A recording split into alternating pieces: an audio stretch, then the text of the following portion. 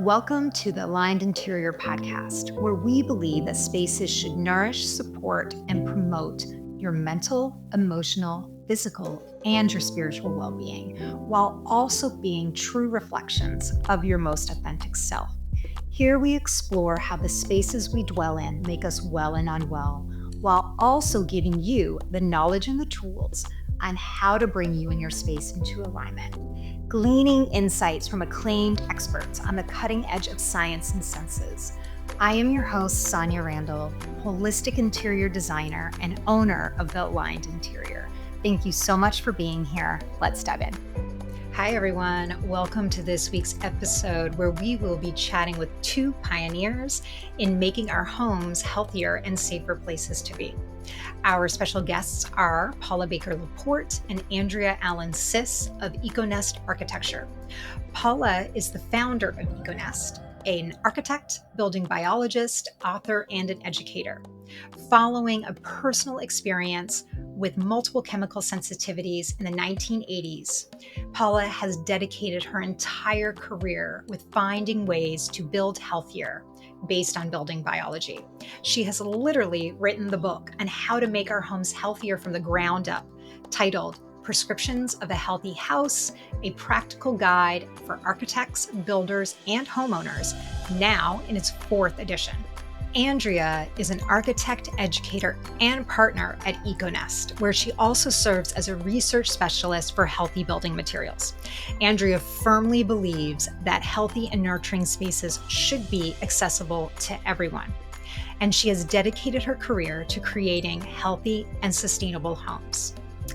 Andrea is contributing to bringing the practice of building without harmful substances into mainstream design and construction.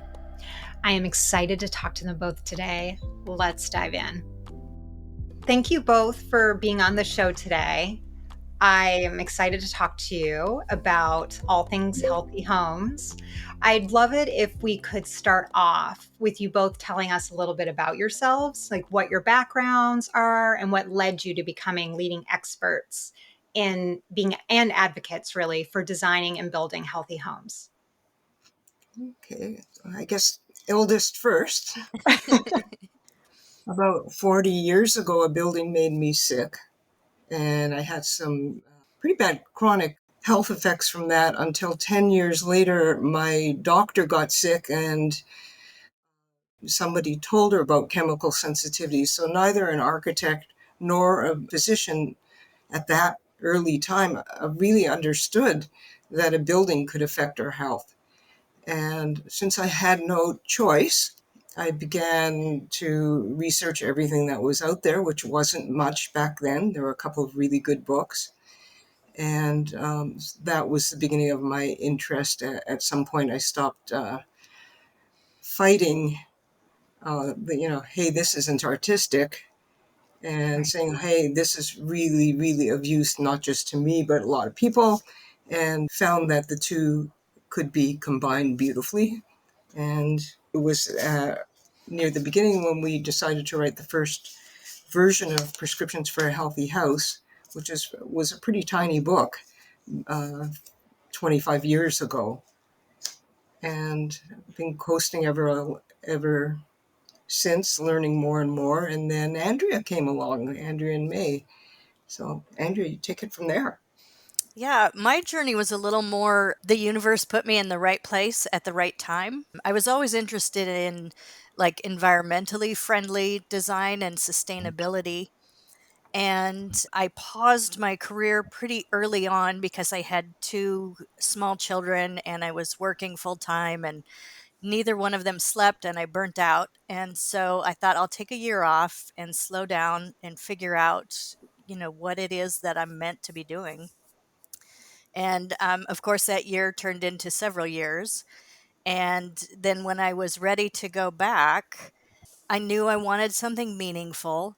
I had always been interested in like making sure my children's environment was as safe as possible, but I never really equated that to buildings. It was more what they ate and what they put on their bodies, what they played with. And I went to an event that was showcasing local architects' work, and I saw Paula's work and I said, this is it. This is what I have to do. And it was just, I mean, aesthetically, it was beautiful and you could just see the calm in the pictures. And then I read about it and then it really clicked. And then coincidentally at that same event, I was just talking to another architect and I said, that I was looking to get back into the field. And without knowing that I had seen Paula's work or anything, she said, I have to introduce you to somebody. And she introduced me to Paula, and I kind of low key stalked her until she hired me. And then it just started snowballing, and I started taking more classes and learning as much as I could about chemistry. And, there's a lot of information out there on how these chemicals function out in the world and how people who are manufacturing them are exposed, but there's just not a lot of what are the long-term impacts and how are we exposed in different ways than we would be in the factory. I love that. Thank you for Yeah. sharing.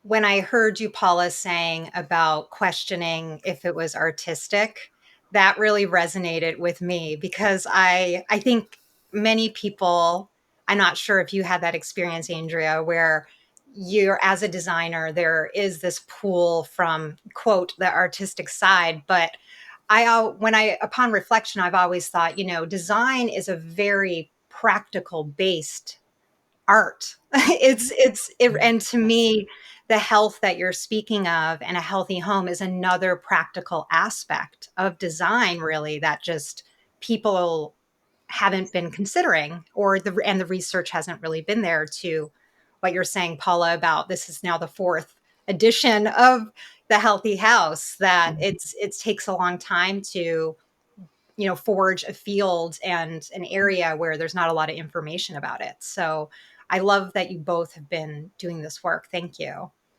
Mm.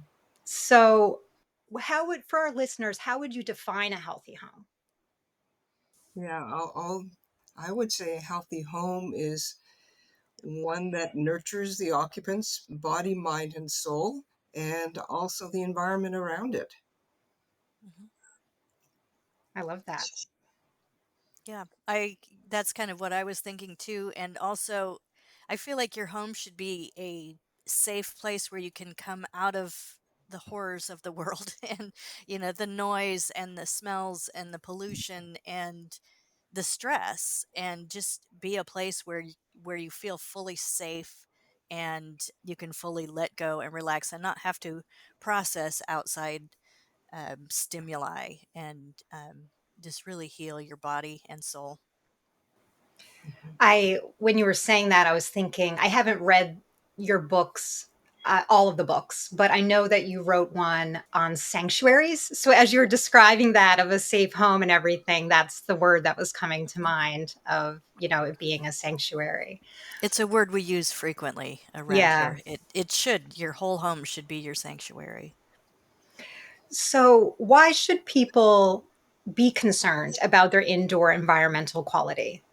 When I became highly chemically sensitive as a result, I'm well now, but as a result of the overexposure that I had. And when you're sensitive like that, you have a heightened sense of smell, and it's like your body gears you to be safe. And I can tell you that it was very, very rare, especially for the first few years, to walk into a space that didn't have an overwhelming smell or stuffiness or a sense of discomfort. So even if a home is not making the occupant sick, we can do much, much more to help it nurture that occupant at a deeper level than most people know is possible. Also, our home is where we sleep, which is where we're our most vulnerable and we do our most healing. So it's really important to have that safe place for your body to recoup at the end of the day. Mhm.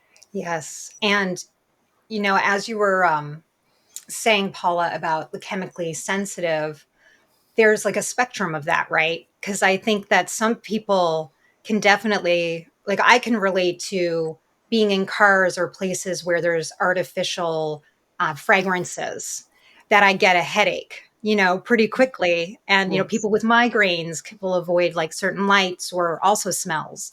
And so I think people have, I think, a level of understanding, but like you say, there's a spectrum. And if you're on the further end, which it sounds like you were, where it sounds like your body, correct me if I'm wrong, was like would be very easily overwhelmed in an environment that had, however many toxic components. It's true. And the client base that Andrea now works with is also covers that spectrum from people who cannot find an indoor place that's safe enough to live to people who just want to make it the very best they can. Right. So, what are some health conditions that you've seen and that you know of that arise from being in indoor environments that have higher loads of health hazards?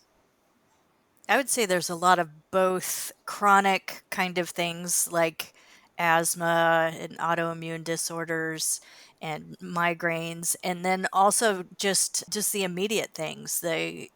When you walk into the room and it's headache, and sometimes it's just like an agitation and you don't know what that is. And so I think it really swings from very acute reactions that may go away to long-term illnesses that, are chronic, and the only way to fix that is be removed from that situation. That makes sense. And I haven't looked into this with homes as much, but I know that just generally plastics and amongst other things can be really bad for hormonal disruptors. Yes. So I can imagine that in the home, well, besides plastics that are being used, but a lot of different elements that are toxic, I would say VOCs and otherwise, are probably hormonal disruptors as well, which could relate to immune issues amongst other things. Yes.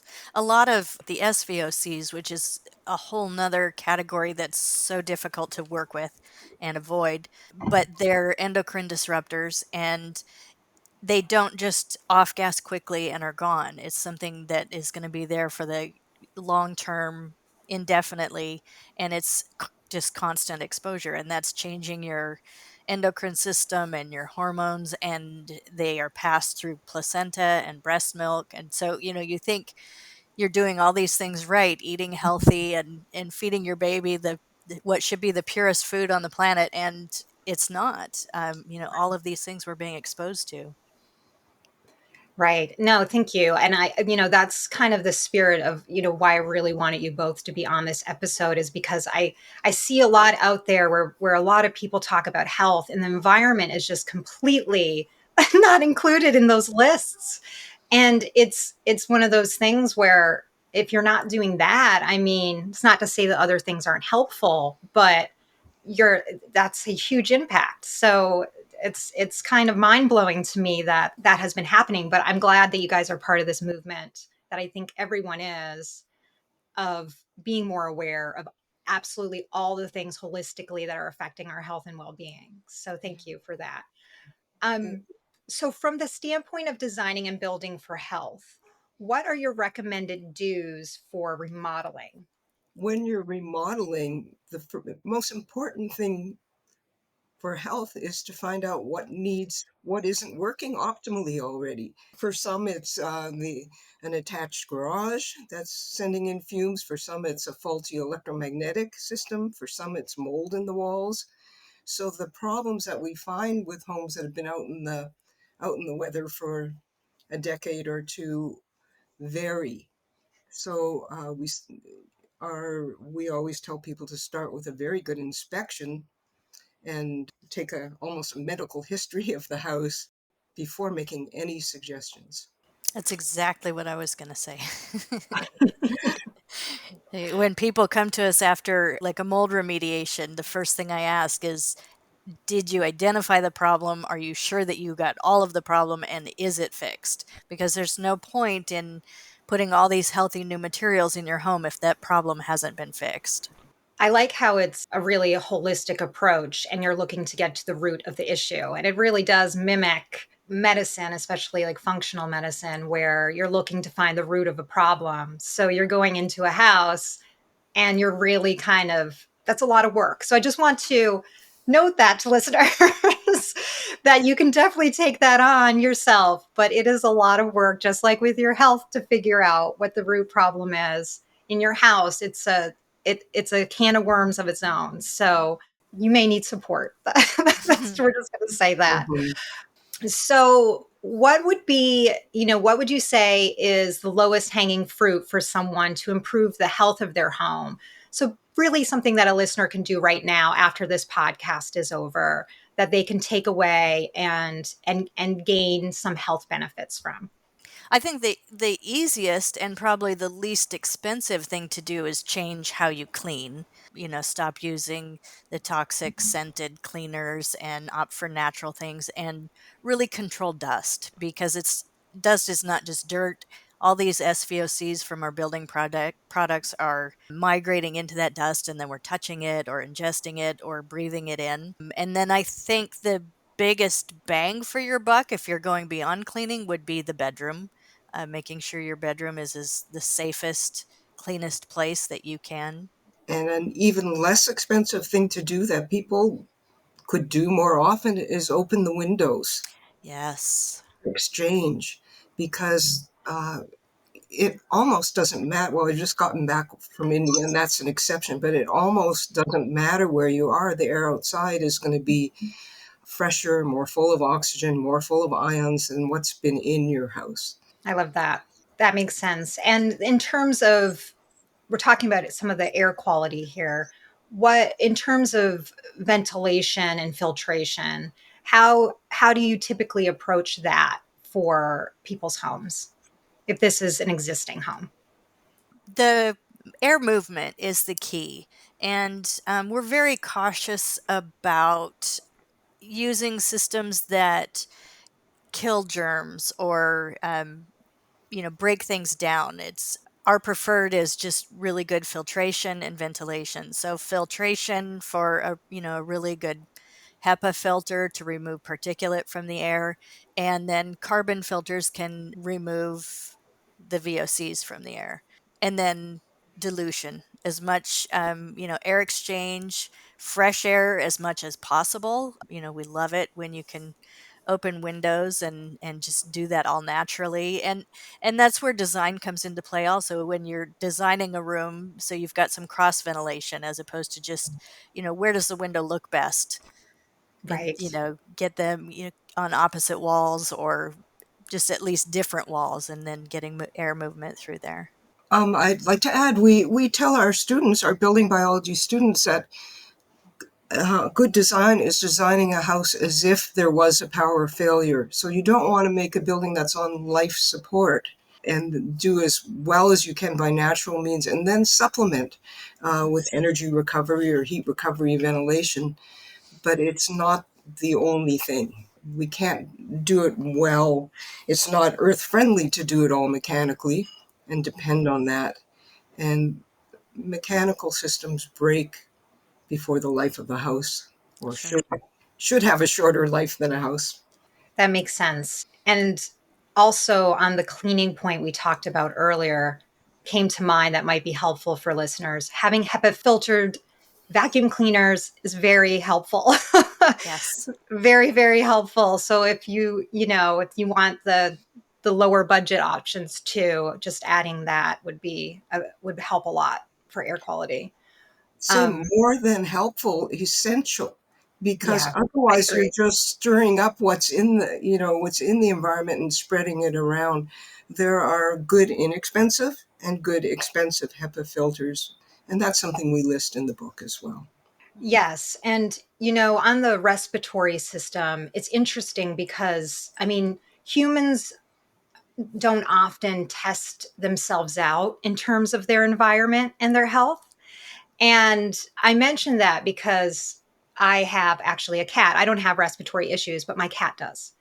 And I noticed that literally by having a HEPA filter vacuum, it completely manages his respiratory issues.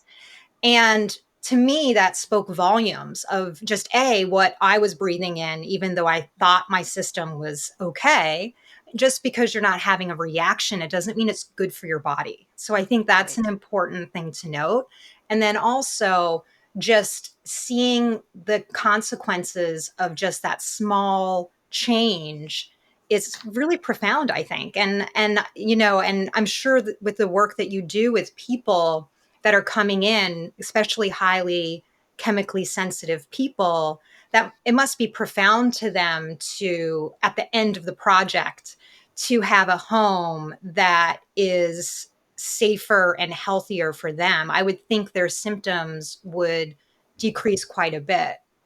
We feel really, really good when someone moves in. It's not a small deal to build from scratch or even to do a large renovation. And as you know, it's complex. There's so many moving parts, so much that can go wrong, so much that has to go right. So when someone moves in, is able to move in right away, and we see them a few years later and they're doing much better, it's the most rewarding thing there is. Yeah. Mhm. Yeah. I know. I agree. Definitely. So, in terms of, let's talk about cost for a minute. How much more will it cost to build a healthy home? Because I'm sure that is a question that people will ask most frequently when starting to even consider making changes. Yep. Yeah, I think it depends a lot early on the design. If we start with health in mind and we design in a way that naturally creates healthy conditions and not situations that we have to go in and fix with a certain material, I think that can help tremendously. There are a lot of, I mean, if you look at cheap particle board cabinetry as opposed to solid wood without added formaldehydes, yeah, that cabinetry is going to be a lot more expensive. And same with windows, not from a health standpoint, but if you're putting windows that are going to serve you well and be energy efficient, that's going to be a lot more expensive. So there are definitely things that will be more expensive to do healthy, but there's a lot that is not. There are a lot of things we can do that don't increase the price. And I think I found recently another key component is the communication with the builder. If I give the builder this complex set of instructions that are totally unfamiliar to them, that's going to jack up the price a lot. But if we work together early on and say, okay, here's the goal, how do we do this in a way that is going to be healthy for the home and for the owner and not be a burden cost? So, what we frequently tell people when they ask how much it's going to cost is to talk to local builders in your area that do custom homes, not the, cheap developments where everything is the same and you can only pick out colors. But, what is it to choose custom materials and finishes and design? And it's going to be similar to that.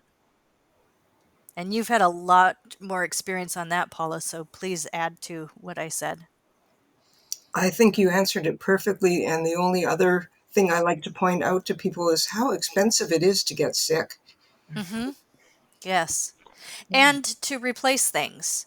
Cheap cabinetry maybe save you a lot of money in the start, but if you have to replace it twice over the cost of the home, did you save any money? Um, And, but Definitely. but your health is priceless for sure. yeah, and one other factor is size. Good design can use less square footage very efficiently, and then you're saving money there. Thank you. That's all very helpful points. I agree with you completely. And Andrea, when you were talking about the builders, I was thinking, I was just thinking of, because I don't think there's been a project where, where you go out and you get an initial price and that doesn't change. And to what you're saying, I think it's that's like a whole area that maybe there's an episode on that for homeowners or people that are taking on that themselves, because it's really, you really want a professional, or you want, even if it's just consulting or something, to help guide you a little bit through that process, because you are not going to save money at the end of the day if you take it on yourself. And if anything, I think you're going to end up with a better design. You're going to end up with better choices that are healthier for you, that's more in line with what you want. But also, where you were saying earlier, if a builder's not even familiar with building a healthy home, they're just going to throw a number on it, and they're going to throw a big number on it because they're going to try to cover basically their butt. Mhm. So you really do also want to really have an understanding of what you're getting priced out, to get accurate numbers back. So whether that's a really thorough construction document set that you get an architect or someone to draw up, or if that's you taking that on yourself and getting really down to the nuts and bolts of absolutely everything that you want included, that's the only way you're going to get a closer number. So, And that's where the really early conversations come in, and letting the builder know that, you are a team and we're going to solve this problem together. And that I've found a lot of products that I didn't know about because the builder would say, "Hey, I've used this product for 20 years. I'm really comfortable with it. Can you look at it?" And sometimes it's something that, we'll have to try and tweak or find a substitute, but there've been several that was the preferred product from a performance standpoint, and then I reviewed it from a health standpoint, and it was something new I could add to my toolbox. definitely, definitely, you're all a team on the process, and I think the more quickly that can happen, the smoother the whole thing will be. Yes, definitely. For sure. So let's talk about the materials and finishes for a minute, because everybody loves picking the materials and finishes for their home. That's Mhm. often their favorite part of the design process.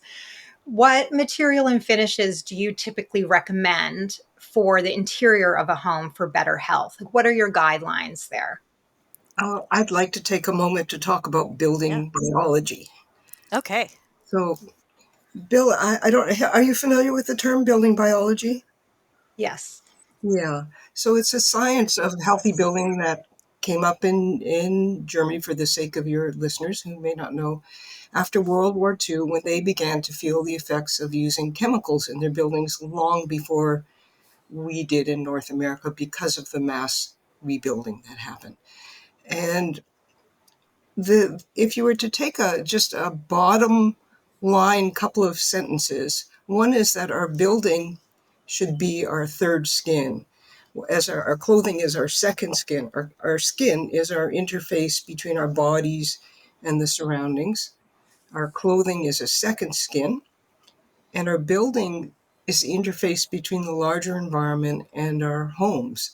And we all know what happens if you dress in plastic.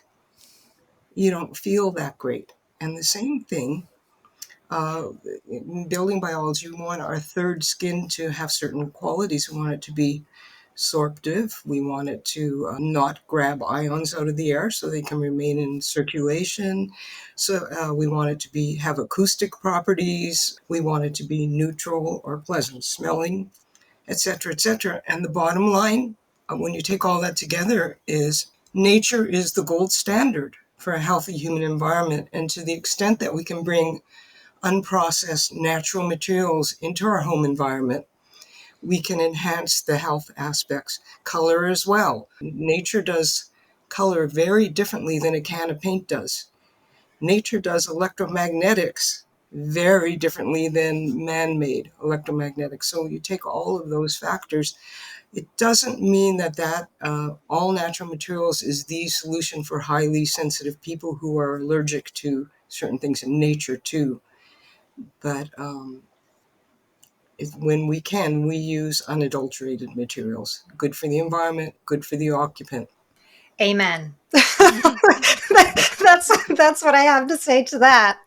Um, That's lovely, because many interior designers think that's like a death sentence on their creativity when it's really just opening a door to something so beautiful. So glad you're on board with Agreed. that. No, I mean it was a journey for me to get there. As we talked about earlier, even just the idea, I thought it would take away from the creative process and making. And the longer I've been in the field and the longer that I've been designing, and just generally of how I treat my own life. And people I think can relate to what they put in their bodies. They really think about that. They really care about what toxic chemicals, pesticides, other things they put in their body. And at this point, I mean, to be frank, I feel like it's irresponsible to recommend things to people that are not healthy, or at least give them the option, at least say, this is more expensive. This might not be a fit for you, but I need to tell you, like, that this will be better because of XYZ. But then on the creative side, also, I think Mother Nature is. There's no emo on this program, so Oh, I love that. No, but I think Mother Nature is the biggest artist. And I think that really we're all just drawing inspiration from her anyway, or him, but Mother Nature. So, no, I agree 100% with you. And I am completely on board. And I'm hoping that this will help people to embrace that more fully as well. Because I think it's actually moving in that direction rather quickly. I think we see a lot in the collective and in the environments.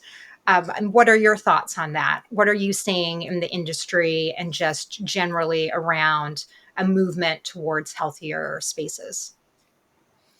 I think we're seeing more in two ways. We're getting more clients who come to us and I will ask, do you have any sensitivities? And I'm getting more and more that say, well, no, I think this is the right way to build. And that excites me a lot, because I love helping people find when they do need the help. But it's also nice to know that there are other people that just get this and know that we're all healthier if we start out healthy. And the other thing we're seeing, I think, in the industry, in the manufacturing, it's a little bit twofold. Yes, manufacturers are starting to focus on health, but it's having a dark side in in one aspect, especially since COVID. Everybody wants to kill germs and be safer and be healthier. And so we're having this backlash of manufacturers that are adding antimicrobial finishes to surfaces that don't need it, like, stainless steel doorknobs, or, these are antimicrobial by nature. And so these surfaces are antimicrobials, are typically biocides, pesticides, SVOCs that we're going to be exposed to for a long time. And they're not as effective as cleaning. And it also gives kind of a false security, or people will say, oh, this countertop has antimicrobial treatment, I don't have to wipe it down, or I don't have to keep it clean. And so we're finding that there's so many problems with adding antimicrobials to everything, not just our exposure and our health, but the more we overuse these, the more strains of bacteria we're getting that are antibiotic resistant. So I would say that there is definitely more of a focus on health. It's not always carried out the way I would love to see it carried out, but a lot more people are talking about it. So in the end, I think it's a good thing. We just need to figure out the way to approach it correctly. Definitely. No, and that is I really enjoy that point that you brought up regarding antimicrobials. And, again, I think it kind of goes back to that question where I think people are used to hearing now the concept of when you go into a grocery store and you read the ingredients, if there's a bunch of things on there that you can't pronounce, it's probably not good for you. Like, like less is better in that regard of what you eat. And I think it's similar with the materials and finishes and products that you use in your home. If you see things that you can't pronounce, if they're added coatings, if they're all of these things, question it. At least have Yeah, a conversation. look into And it. Mhm. exactly, and see. But your safest bet will be something that is as close to the pure form as possible, for sure. So, in terms of selecting, well, I guess, this is on that similar note of materials and finishes, but do you have anything extra that you would add when it comes to furnishings for someone's home when people are looking for just furniture or, rugs, accessories? What do you usually, is there anything extra that you add to your recommendations there? Yes. No stain resistant or antimicrobial treatments, flame retardants. And then I always recommend getting samples or experiencing in person, because even the most natural things are not going to be suitable for everybody. So always check it out before you make a commitment. And also, I don't rely and I don't recommend relying on health certifications, because oftentimes they're focused on one aspect of it, but they can be really helpful in narrowing down things or finding out certain information.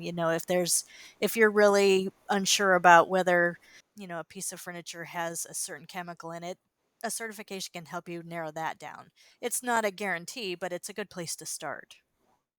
A lot of people are living mobile lives right now. So they travel and they rent a lot, Airbnbs and other forms of accommodations. Is there anything that we can do when we're dwelling in spaces that are not our own to safeguard ourselves from health hazards? Portable air filter, calling ahead if possible to make sure, the cleaning products are often a problem. And often many places will accommodate cleaning in vinegar. Most hotels use unscented laundry detergents now, thank goodness, but not all their Airbnbs know about that stuff. So people get really offended. I found when I ask them if their place is scented, and they'll say, "Well, no, not really, just the potpourri," Yeah. or Right. something like that. People don't sometimes have a clue. So Yeah. it is tricky. Also, call ahead and make sure there's operable windows. I stayed in a hotel recently that, the minute I opened the door, I could smell the laundry detergent, and I thought, okay, it's no problem. I'll just open the windows, and they were all fixed. So it was a little tricky. If you're not flying, you can take your own bedding and pillows. That can be helpful. So at least you have a safe place to sleep. Again, this is another industry that's sort of jumping on the trend of health. And so just do research online. There's a lot of health bloggers that will list safe and scent-free lodging in different, like, hotels, Airbnbs. It's starting to become a thing. It's a definitely trending. That's some great advice. So in terms of switch back to the home appliances. So people often buy those quite a bit outside of, renovating a home. What are some things you recommend to people to keep in mind when they're purchasing home appliances? I can name a few, Andrea, and I'm sure you can name a few. Refrigerator, if possible, don't have a water line going to it. Put it in so that it's on casters, because so that you can clean it. We avoid microwaves. And if someone does want one, we try to isolate its location because high fields from them, and educate them about making sure it's sealed. Washers, front loading washers are, I love how they operate, but those big rubbery gaskets are often a source of mold. So if someone is going to have one, they need to have a program for making sure it stays dry and clean. Um, Mold and cat hair is terrible in the front loader. yeah. Stoves are such a controversy. I've gotten to the point where I want a wood burning appliance to cook in outdoors. That's the purest form. There's so much that's come out about gas, cooking with gas, and I think those facts have always been known, but the government has jumped on the bandwagon because of plans to go all electric. So let's educate the public now about the dangers of gas. I personally love to cook, and gas. I'm trying to train. I've burned so many things on my electric stove. It's unbelievable. But if you do have gas, of course, make sure it's burning clean, have a carbon monoxide detector right there. And then we also have been avoiding induction because of the huge magnetic field created. We're asked about that a lot, or Andrea's asked a lot about that now. And what can you add, Andrea, to my list there? Smart features, and make sure that you can, if you buy an appliance with Wi-Fi connectivity, make sure that it can be disabled so it's not continually putting out a pulse, or buy without. The other thing is, it's hard to avoid plastics in appliances because there are a lot of moving parts and a lot of components. And so oftentimes a new appliance is going to have a smell. So if you have a safe place where you can plug it in and air it out for a little while before you bring it into your space, that can help. Cleaning with vinegar can help remove some of those odors, little things like that. But again, it's hard to get a sample, obviously, of an appliance. So I always recommend, whenever you're buying anything big, make sure they have a good return policy, and so that you can try it out. And if it's just not going to work for you, then you can return it and try something else. Thought of a couple more. Oh, Um, good. yeah, make sure you buy a dishwasher with flood control. This is more and more available Yes. because that's often how do homes get moldy. One is when appliances break. Also, if at all, put a pan under any water-bearing appliance that drains the outside, like a washer. And there was something else. Self-cleaning ovens. You want to talk about?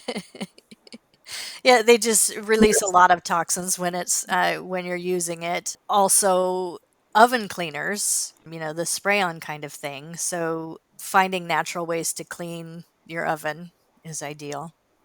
Tricky sometimes, but Ventilation. So ventilation. one of the biggest sucks of air out of a home can be the kitchen fan. And you want to use the kitchen fan because it's playing an important role in the air quality. There are very few made domestically that supply fresh air return. So we often recommend, or Andrea often recommends, doing some kind of mechanically operated vent for fresh air when the pressure's down. Because depressurizing a house can be very dangerous, especially if you have gas burning appliances or you have an attached garage, because it's going to suck air from wherever it can if you're depressurizing. These are That's probably great. enough for starters, isn't it, Andrea? No, yeah, no, this is great. This is a lot of really helpful information. And I want to circle back on a couple of the things you said. One is the electromagnetic radiation. So I a lot of people don't really think about that. So can you describe for our listeners what that is and what kind of some of your basic recommendations are around electromagnetically designing your space for more health? Yeah. When, 25, 30 years ago, the only thing you had to worry about was miswiring or high magnetic fields that come from appliances. So, for example, we would never place a refrigerator, which has a strong motor that runs a lot, back to back with a bed because the magnetic fields will go right through the wall, and you really want to protect yourself in the bed. But when we start from scratch, we start with the whole house wiring, where the appliance lines come in, how they're grounded, and always call for inspections to make sure things have been done properly. For people who are hypersensitive to electricity, it becomes much more complex as well. The number of safeties and things you would do to safeguard their health because they're already having difficulty. Thank And you. do we really need the refrigerator to see if we have enough milk? You know, I'm still waiting with bated breath to see why we need all these appliances to be smart. Hmm. That's a good question. And I think, and just as we're going into the future where, I mean, phones, hello, I mean, they're literally glued to people. So me included. I mean, I'm use my phone constantly. So, and I think that we're just moving more into that world. So I think it's helpful to have these conversations so people can just become more aware and mindful around what they're exposing themselves to and how to better set up their spaces and their interactions with these things. One of the most beautiful thing you can do for your clients in this field is create a bedroom that's safe, that doesn't, that we always have them so that the electricity shuts off completely in the room at night, maybe one dedicated outlet. And they are trained not to have anything, a wireless or cellular in the bedroom at night. That's one of the kindest things people can do to themselves, because the body repairs at night. The body is an very sensitive electromagnetic antenna device. So there's education around that. Definitely. Definitely. So then the other thing that you touched on that I wanted to circle back to was around your water supply and plumbing, because you just had mentioned refrigerator and having a line for your water there, or not having a line for your water there. And so in terms of just, if for an existing home, that has an existing, so if they weren't to build it from a ground up, and they wanted to evaluate their water system and plumbing, what are kind of the high points that you would recommend to them to kind of start that process to ensure that they were getting healthy water at the end of the day? Find a local expert, because the water and the problems with water vary tremendously around the country. So find someone local who is not just selling necessarily one network type product that they think is very good, but who can offer several solutions. And you can, luckily, that's something that's very well controlled by the EPA. I know Andrea always goes to environmental working group to find, because there are more stringent standards there. Most They also publish all of the water testing for all the municipal water systems in the country. So you can look up by your zip code and find out what is in your system or in your water, and then you have a better idea of what you want to try and filter out. And then you want to have it carefully tested coming out of the tap in the finished home to see what it's picked up through the plumbing in the streets. There are still lead pipes, there's still wood pipes in certain areas. You want to see what's coming out of your tap and base your final decisions on whether your filtration is adequate or not based on that testing. I love that. I mean, all of these things that we're talking about is important, but water, we drink so much water every day, or we should be. If you're not, you might want to rethink your water intake. But we're basically pretty much all water, so it's important what we're taking in there. And so I want to we're getting close to the end, so I have just a couple of questions, two more questions before we wrap this up. One, in terms of your own homes. So this is more of like personal questions. Like, what are, because I know that, you obviously consider everything for your clients. I'm not going to take away from that. Of course you do. But what are your absolute kind of lines around the spaces that you inhabit? So your home that needs to meet health standards. What does that look like for you? I This is an ongoing process for me because my husband and I bought an older home that had great personality but was in bad shape.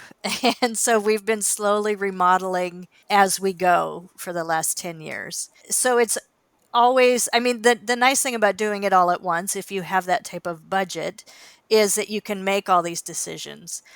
We are drawing it out, and so every decision we make is first off fixing things that don't work. Like we had a leaky shower, and luckily it was not a moldy situation. But so I think I think my number one is scent, because that's my primary irritant. So cleaning products and paint, anything we use has got to be unscented and water based. If I had an unlimited budget, I would go all out and replace everything that has probably off gassed by now, but I know wasn't healthy in this, in the first place. But it's a process, a journey. For myself, I had the good fortune. I didn't marry another architect. I married a builder who believed, in the same principle I did, that is building biology. So we built all natural homes. And the first one, we, followed all the principles of building biology kind of blindly. And once I stepped into the results, that's how I became an instructor for the Institute. Was I suddenly felt the difference and wanted to deeply understand the science behind it and pass it on. So I've been so fortunate to live in various homes we've done ourselves with natural wood, some earthen floors, unfinished things in terms of no varnishes or anything like that, all natural, plastered walls. We have a natural wall system. Our wall system is clay and straw. So I've had the huge fortune in my life to build my dream and then want to never move and find myself moving. And so doing it, we've done it a few times now. This is actually this home we're in, we've been in for 13 years, and it's the longest either of us have ever lived anywhere in our lives. And the only drawback is it's hard to travel. It makes those hotel rooms and everywhere else we stay feel less than.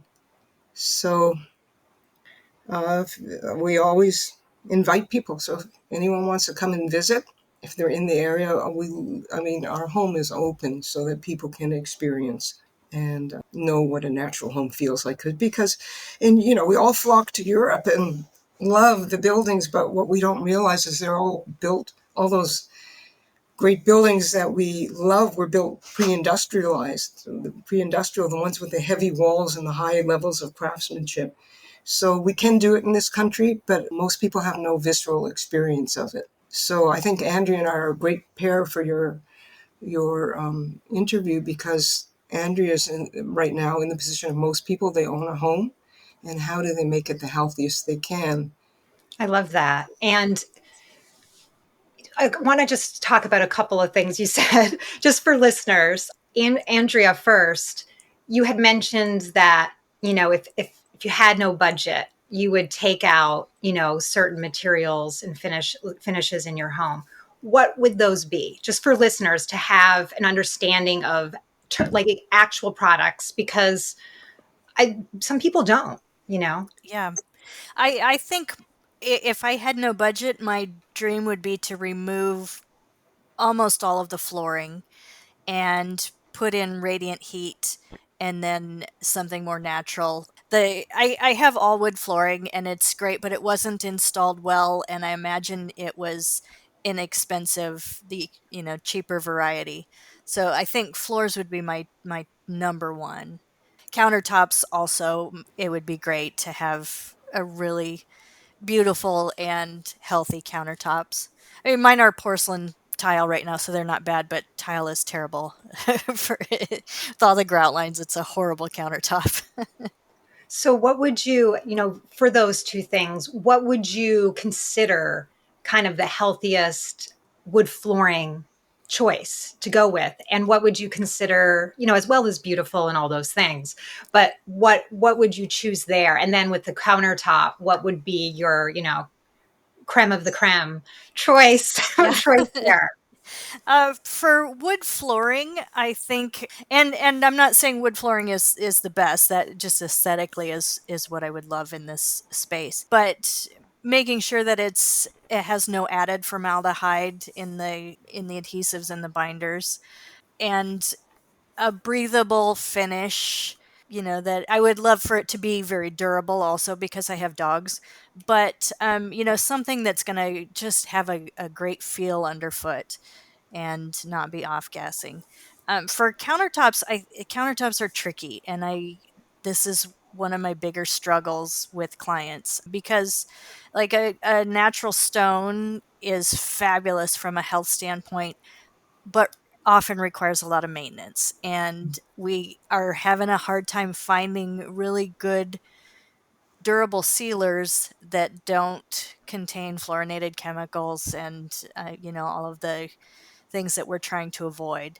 So, and a lot of our clients that we've consulted with in Europe are will think I'm crazy when I say, it's hard to seal that. And they're like, we don't seal these stone. We let it, Mhm. patina and age with the house. And so it's in that way, it's kind of a mindset thing. What is your aesthetic, and what could be we be more tolerant of here in the United States that would make things healthier. That being said, there's also like a synthesized stone that is not like a quartz composite, but it's a stone that is made much like the earth makes stone, but more quickly. And so like there's a Decton and a couple of other brands, and I think that would be my choice. They seem very durable from a health standpoint. They're great. They don't require sealing. Recently I've also found some porcelain slabs that don't require sealing, and then you also don't have grout lines, and they're really beautiful as well. Thank you. I think that's very helpful because when people think of flooring, they're not, I don't think a lot of people are thinking of everything that goes into the wood flooring. So like Hmm. the sealer and the adhesives and like, they're not thinking about all of that. They're just Right. thinking, wood flooring, that's good. That's healthy, right? Hmm. That's natural, but you have to go deeper. So thank you for elaborating on that. And Sure. Paula, your home sounds like a dream. It is. There's always and something we do different. Yeah. and you're reminding me of in the book of the prescriptions for a healthy house.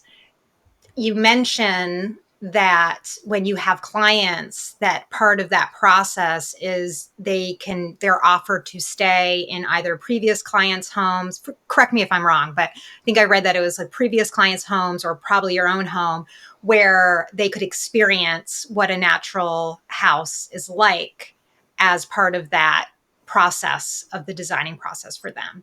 Is that correct? Whenever possible, Right. that is the best. If we've got a place here and someone wants to experience it, they're welcome to come. With our chemical clients who are highly chemically sensitive, everyone is very individual. And if we can have them visit something that the office has already created for someone else who's highly sensitive and they feel good in it, number one, they have the confidence going into it that it can be done for them. And number Mhm. two, we know that the certain set of things done for that other client happen to work for this one too. So at least, and we've had such generous clients in the past who even have opened their doors to other sensitive clients, even though they could get very sick if that client was scented or something. Right. So it's very important to experience space. Definitely. As you were describing that, it made me think about also that people, often make decisions based on emotionally and how they feel. And I mean, in the great thing about this is you're offering them an experience of something where they can feel their best. Obviously there's many layers to health. It's not just the environment that you're in, but um they're being able to have that experience so they can see the value themselves, which will really help them in terms of the decisions they make moving forward in the design process, because they're going to have that reference point of like, oh, like this was really great experience for me. I see that value. This can work for me, like you just said. And I think that's priceless. And so before we transition to the last question, what are some of your favorite materials, Paula? Like what are some of like in your home, like what have you used? What are some of your favorite natural materials? Clay-based plaster for the walls with natural pigments in them. Not for everybody. If you have small kids who run around with grape juice, it's not a good idea because it's very absorbent. And once you seal it, you ruin some of the properties. We've always, in all of our houses, put earth floors in the bedrooms. So, this isn't something that tracks off on the bottom of your feet. There's a craft to it, and it's oiled. and waxed, and we can wash it with a mop if needed. But the feel of that is a wonderful thing. That's another favorite. I Yeah, used no, they're Those are great. the things I love about Paula's house too. to um, cross lighting, actual design things, having cross ventilation and lighting in every space, being able to trace the sun and the moon from within your house, feeling like you're in nature, having indoor, outdoor. We always have told clients that some of the cheapest space we can design for them is outdoor space, making it more usable, extending your life to the oh, outdoors. definitely. Yeah, there's a few things.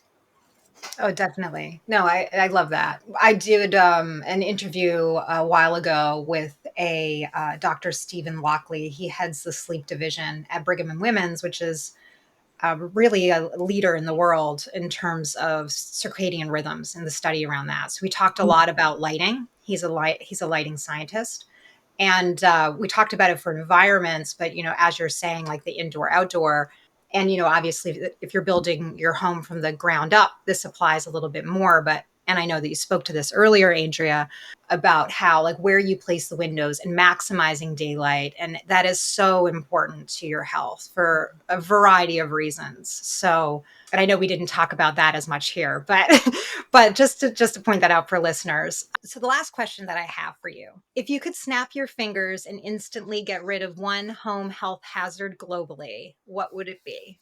I'm going to dive in. Um, Okay. so for me, it's mold, Hmm. and it's a trick. Oh. It's a trick answer because in order to have build without mold, you have to build a better house. Yeah, I guess I would say mine is a tie, I think, between formaldehyde and antimicrobials or flame retardants. To pick one. I mean, formaldehyde because it's so prevalent in big areas of your home like cabinetry, flooring. And I want to clarify too that when even with the antimicrobials and flame retardants too, anything that I say I wish didn't exist in our homes, it's not a blanket like let's ban this across the board, because there are places and times where some of these things belong and are helpful to our health and our environment, but not inside our homes. Hmm. Excellent. Yes. And to loop back, Paula, because we can't end on that note of mold and we didn't talk about it at all. I mean, listeners are going to be like, "Well, what do you do for mold?"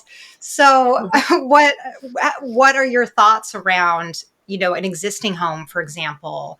Because I want to accommodate for people that are building for the ground up, but for people that are living in their home right now, what is your recommendation in terms of just like assessment for mold or tools or just general guidance around that? Okay, I've got a great answer for you. My recommendation is my 25-year writing co-author, John Banta, is an expert in mold, and he's coming out with a book that will be out in the market pretty soon called Mold Controlled. I would suggest that the first stop is getting that book along with our own. Can I show you the cover of our book? Yes, This please is do. shameless, but let me grab Yes, one. please do.